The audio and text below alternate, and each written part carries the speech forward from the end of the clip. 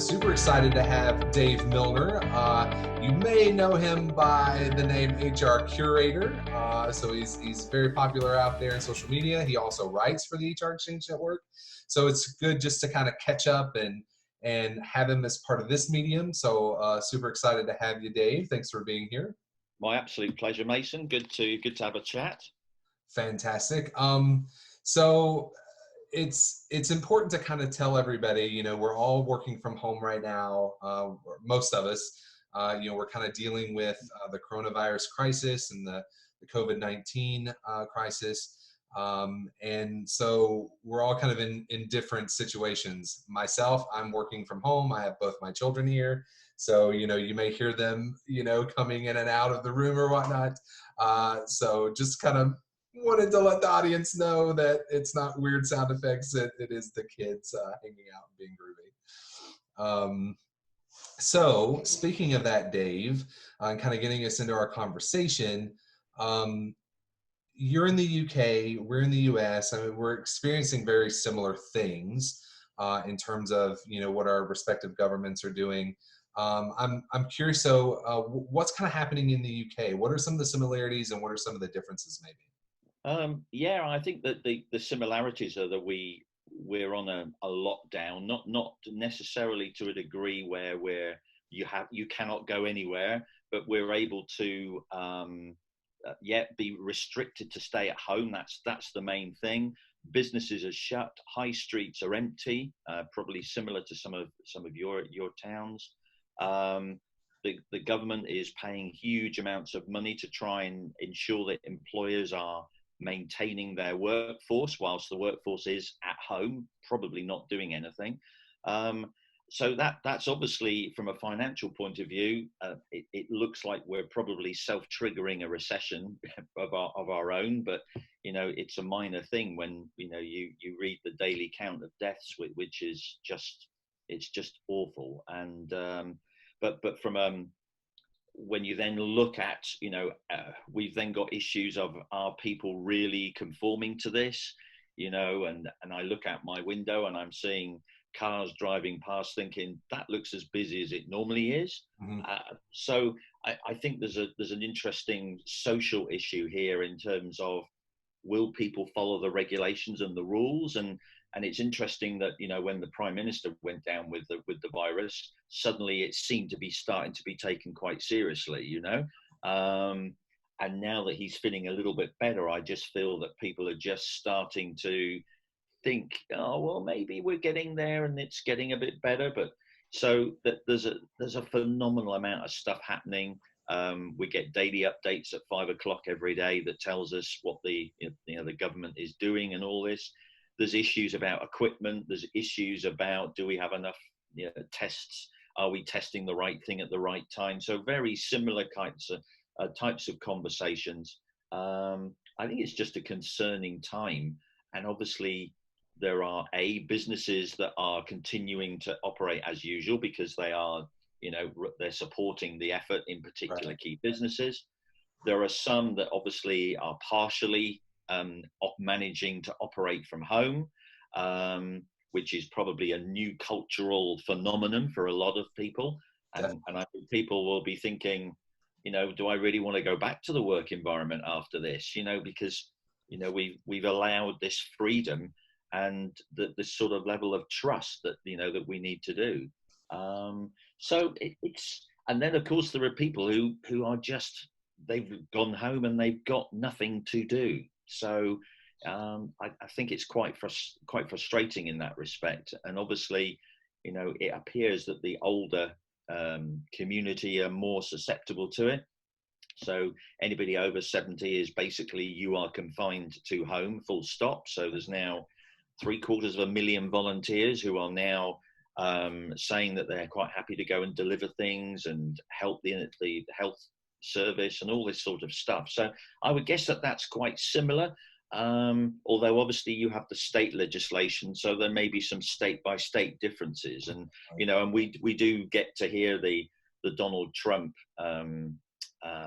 mischief every day, which is yes, interesting when you compare it to ours, but yeah, there you go. But so probably similar, same concerns, And in all of this, you know, you've got the HR community who I think are trying very hard to do a pretty damn difficult job. And I know we'll talk a little bit later, but it's quite interesting that a number of them are saying, I just wish we'd listened and done a bit more on our data and our ability to, you know, have information about our workforce, because the businesses are asking all sorts of questions, which maybe they're not really finding very easy to answer at this particular stage.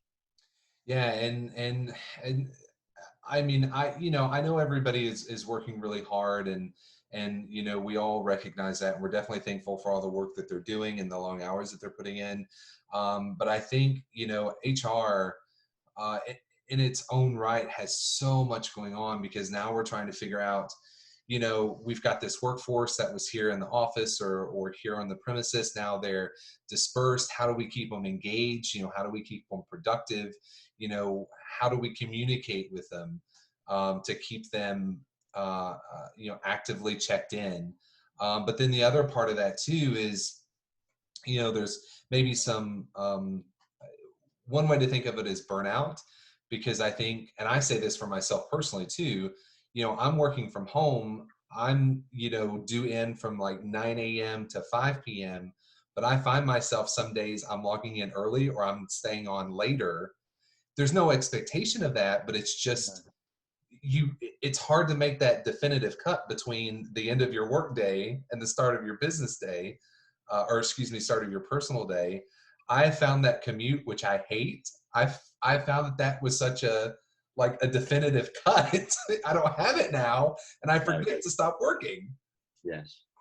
Yeah. So it's an interesting time, and I think people are starting to think proactively about what would life be like afterwards. Whether this is August, September, October. We just don't know how long this is going to go on for, but I think it's going to be longer than everybody thinks it is. And I think, there's going to be a lot of focus, or certainly what I would call a lot of opportunity for HR to really, be a critical part of trying to think about how you redesign organizations, redesign jobs, redesign the culture, the way we do things around here. And maybe, it may drive digital change a little bit faster, because people have suddenly realized that actually they can trust their employees and they can operate from home. So I'm not saying that something good will come out of this disaster, but, there could be some radical work changes, which I think could be quite interesting. Oh, I definitely agree with that. And I think, I'm not the one who coined this. I want to say I read it in maybe the New York Times or maybe in Forbes. But the basic sentiment was, this has created the largest work from home experiment ever.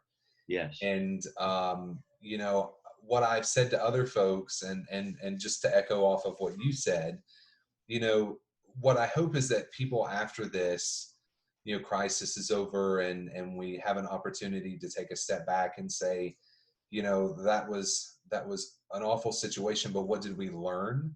Yes. What did we do well? What do we need to do better?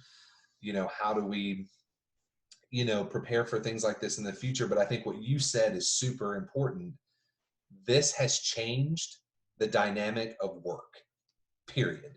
Yes. Companies are going to start saying to themselves, I don't have to have people in the office. That's going to change all of that. And I think we're going to see a huge push, or at least a desire to make that type of environment permanent. Yes. So I think you're right. So, I think my one plea, I think, is that, I perceive HR should be at the heart of that conversation. And I just think that's where the opportunity now arises, that, wow, that this is going to be, a really tough, challenging time. But I really think HR can show that actually we're more than just dealing with redundancies and layoffs and all that procedural stuff, which I'm sure will still happen in some respects. But, let's think about some of the more positive things that we can really engage with, which I think are therefore more strategic, if you like. Yeah, if they don't have a seat at a table, they certainly will have a seat at the table now. I mean, yeah, or even a seat at a remote computer, one of the two things anyway. Definitely. So let's, kind of transition a little bit. You mentioned earlier the data side of this, and to be honest, I've been so caught up in what's happening now that I've not had a whole lot of time to think about what's moving or what's going to come, in the future. Thankfully, we have people like you that do that. So, kind of talk to me a little bit about the data piece of this. What does it look like? Well, it's interesting because obviously technology is a huge enabler for the HR functions, and obviously some are far more advanced in its application and its use, etc. However, I think, and if you look at some of the smaller organizations which have just the same challenges as the big ones, they may not have just necessarily the budget to deal with it. But I think, there are going to be challenges that people that I've heard where people have been asking questions, well, what percentage of our workforce is at home? What percentage of our workforce has been affected by the virus? Who has had it but didn't know about it? And these are just basic data questions that we're getting answered, every day, by the huge data dumps that are given to us.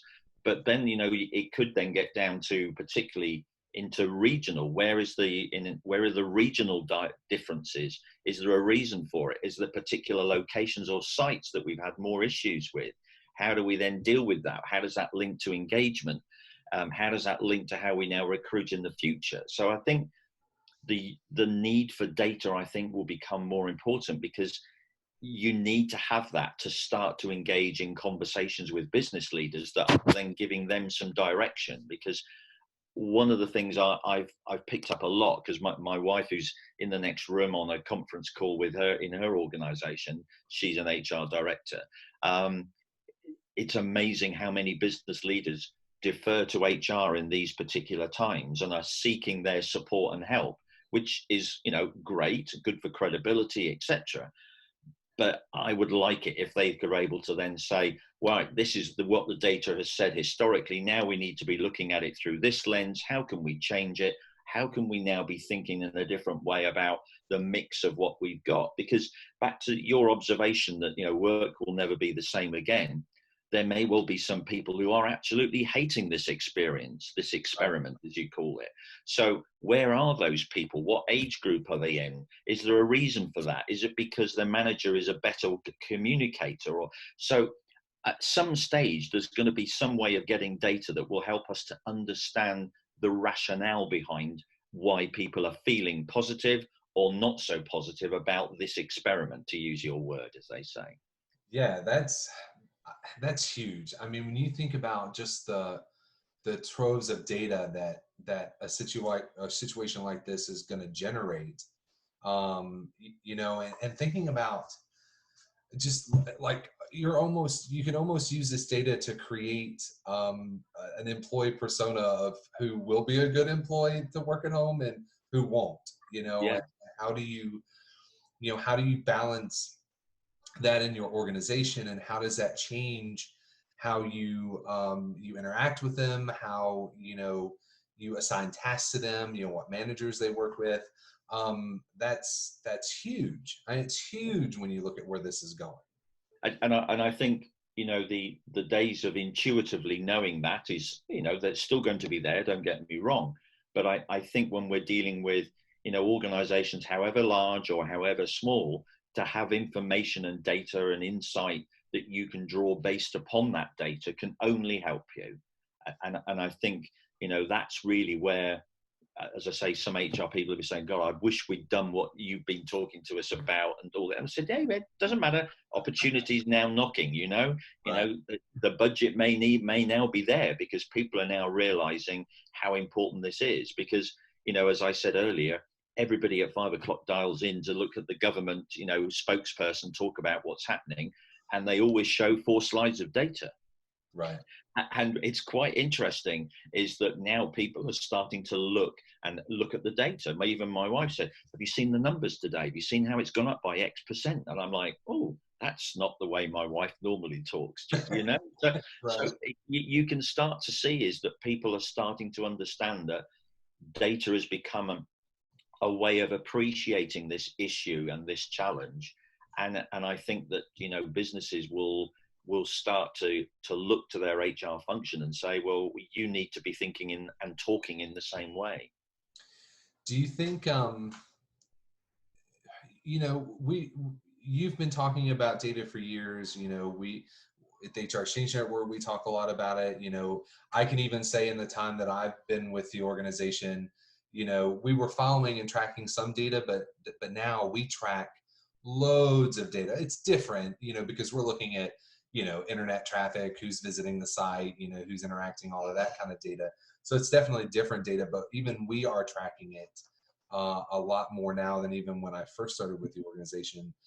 Do you think that in addition to creating this work at home experiment, that it's also created this situation of, this is why you need data and you're going to have to start doing it in the future? Do you think this has driven that point home? I think it will, even if it comes down to whether you call it continuous listening or engagement or employee experience or whatever word you want to use. Right. It could be that somebody just sends me 3 questions and say, how are you feeling today? How many times has the manager spoken to you in the last week? What are your, and so instead of just having the good old generic engagement survey, which we just used to throw out, now we might be a little bit more focused. And having that additional, what I call demographic of working in the office or working at home is now starting to give a different angle, because I think we'll now start to understand who are the good leaders and the good managers. Why is it that they're communicating so well? What is it that they do? How can they upskill and help their colleagues who aren't so good at it? Because a lot of stuff about engagement and listening, it's, and I think I'm speaking at another podcast later next week or whatever about how do leaders adapt to change? And I'm like, well, you just do what good leaders do, and which is communication, empathy, focus, delivery, and all that sort of stuff. So I think it's about, I would like to think that data will help the employee feel that they are appreciated, and more important, which I think the word trust is going to become a huge, huge word, particularly as we decide whether we go back to work, go back to the old way, or have a hybrid version of what we're doing here today. Yeah, I think you're right in that. And I think when you look at, when you look at how organizations choose their leaders, this is now going to be part of that. It's not going to be just, your normal or your general idea, but now you're going to look at this and go, how will this person, based on data, how will they react in a situation like this? Are they going to be the type of leader that we need? Or they, doesn't mean they're a bad employee. It doesn't mean that. It just means maybe they're not going to be able to lead in this type of environment over something else. No, it's going to need a different way of thinking about how we help managers learn and how we help them make the transition from an individual contributor to a manager. We've sort of just hoped that people have wing it, but if we're dealing with more remote workers, you're going to need tools, techniques, and tips to be able to do it in the right way in the right time. And it will also mean that this type of interaction through video and whatever, that's a different skill. It's a different capability. And so therefore you need to think about the clarity of your communication, how you put it across, how do you do it? And so, it can be a change agent in itself, just having to think about how you communicate messages through this medium. Right. And I don't remember who it was, but basically the idea is if a picture is worth 1,000 words, video is, I don't remember what the number is, like 1 million or 1 billion or something to that effect. But, you're right. I mean, like for folks, I know folks are listening to this, and I don't have a problem telling you, we're recording this actually as a video chat, not just over the phone or as a recording. So, which is something that I've not done before, but for the audience, so I can kind of get you to picture this in your mind a little bit. Like, I have a very basic background. There's not a lot going on other than my daughter working on her schoolwork. Dave has pictures of his family and a couple of horse statues and things like that. That mentally changes that conversation, because I'm not just looking at Dave. I can see kind of who he is in the background, and that's going to change that conversation in the future, because when you're in an environment like this, you're not just hearing the person, you have a window, for lack of a better term, into their lives and what's going on, and that's going to change that conversation, I think. Very much so. Very much so. So Dave, you've got you write for us pretty regularly. You've got a column with HR Exchange Network, which is just phenomenal. I mean, it's just a great column to have. But as an author, you also write a book, or you write books. You do have a book coming out. Correct me if I'm wrong. It's called Introduction to People Analytics, a Practical Guide to Data-Driven HR. That's right? Spot on. Yes. And it's out now, so people can they get that via Amazon? Is it on digital? People can't go physically buy the book anymore. So yeah, no, it's on Amazon, or you can get it from koganpage.com/IPA. That's the name and the link. It was sort of 7 months of work to put together. And it was released today. So I did it with a colleague, Nadeem Khan. And so the two of us thrust ourselves into this. And the theme of the book is, although it's got a scary title because it's got analytics in it, and that may not be what attracts a lot of HR people, it's really written for those people in HR who, I guess what I call the great unwashed. They haven't quite embraced this data world yet. And what I'm trying to do in the book is to try and placate their concerns and actually show them that actually this is about mathematics, okay? This is not about you being a statistical genius or a data geek. There is a degree of work, probably 60% of data and analytics can be done with mathematics. And yes, you will need some more complex stuff to get done, and you don't need to worry about that. Your key role within HR is about a conduit between what's the business problem we're trying to solve, understanding what the data is saying, whether it's simple, easy, or requires some guidance from somebody who's a bit more data orientated, and then comes back into HR, who then says, right, this is what it's saying. This is what I've translated the messages into something simple. And now this is what we've got to take forward into the business, and I will help you implement it. And so I think the whole book is designed around, a bit of future of work. And we've sort of identified, the big challenges for HR, which we've called the 3Ds, which are data, digital, and design. And interestingly enough, what we're going through at the moment is going to definitely desire, I believe, HR to do all of those three things. And then we talk about what's at the heart of analytics, which is being a commercial HR practitioner. And I don't think that that's really been emphasized enough by analytics people, because I've been to all these conferences and they're great. And there's some amazing analytical specialists out there who do some amazing stuff, but it scares the what's-its out of HR sometimes. And what this book's trying to do is to take them on a simpler journey to make them understand that actually, whether you like it or not, you have to embrace this. You're going to have to become more numerically orientated. The business will expect it. You need to expect it from yourself. But I do not want you to be a statistical guru who can understand every correlation and algorithm and variance and all that stuff. You will not need that in the majority of instances. Right. Yeah.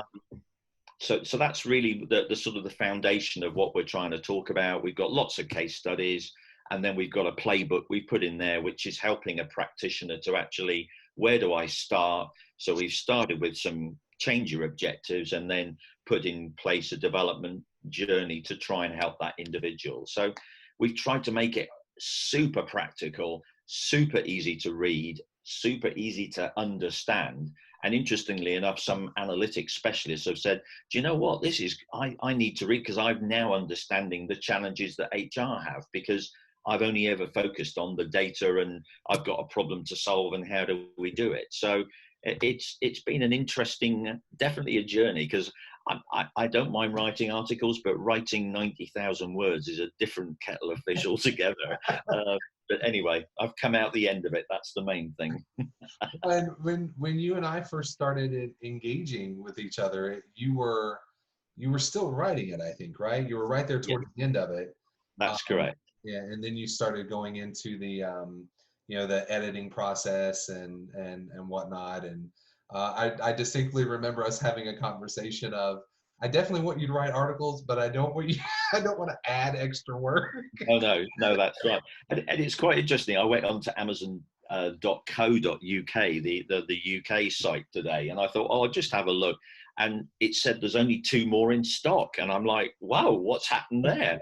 So it probably meant they only ever had 5 in stock, probably at the beginning. But anyway, but it would appear that some people have been buying it, from certainly the social media traction that people have been very kind with. So yeah, it's a super practical book that we've tried to write, and Kogan Page are trying to create a library of these books. So this is the foundation, and then there's another one coming out in October, and then there'll be another one next year. So they're really trying to take the HR function on a journey along this analytical route, but without necessarily scaring everybody to death.